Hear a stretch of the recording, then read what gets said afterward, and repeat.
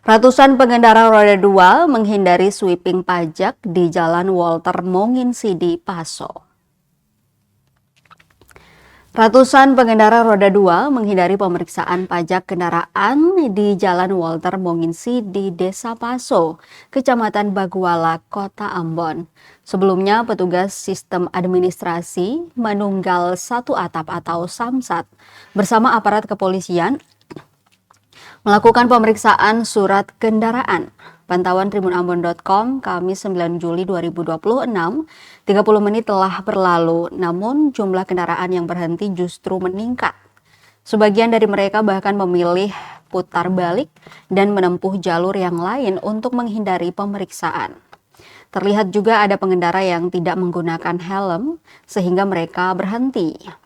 Antrian panjang itu 100 meter dari lokasi pemeriksaan hingga depan kantor Dinas Ketenagakerjaan atau Disnaker Kota Ambon.